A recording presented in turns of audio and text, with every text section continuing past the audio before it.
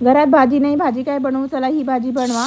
तर कढईमध्ये तेल गरम झालेलं आहे, एक वाटण टाकलेलं आहे, अद्रक लसूण कांदा टमाटर शेंगदाणे आणि खोबऱ्याचं हे वाटण छान तेलामध्ये परतवून घेतलं। त्यानंतर बेसिक मसाले तुम्हाला माहीतच आहे, हळद तिखट मीठ टाकलं आणि हिंग टाकलं, थोडंसं गरम मसाला टाकलं, छान परतवून घेतलं। 1 ग्लास पाणी टाकलं, 1 ते 1.5 ग्लास पाण्याला उकळी येऊ दिली आणि ही उडदाची डाळ 5 ते 6 तास भिजत ठेवली, मिक्सरमध्ये वाटून घेतली। आता मिक्सरमध्ये वाटा नाही तर पाट्यावर वाटा, आजकाल कोण पाट्यावर वाटतं, मिक्सरमध्येच वाटतात ना, तर मिक्सरमध्ये वाटून घेतलं, पाणी नाही टाकायचं वाटताना।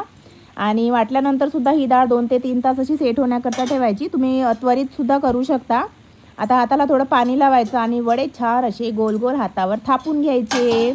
आता गोल करा, गोल नसेल जमत तर वेडेवाकडे करा, काय पोटातच जाणार आहेत। आणि वडे टाकल्यानंतर 5 ते 6 मिनटं मीडियम फ्लेमवर छान असे शिजू द्या। आहे बघा, वरून कोथिंबीर टाका, मस्त अशी पानवड्याची महाराष्ट्रीयन स्पेशल आमच्या विदर्भामध्ये स्पेशली केल्या जाते।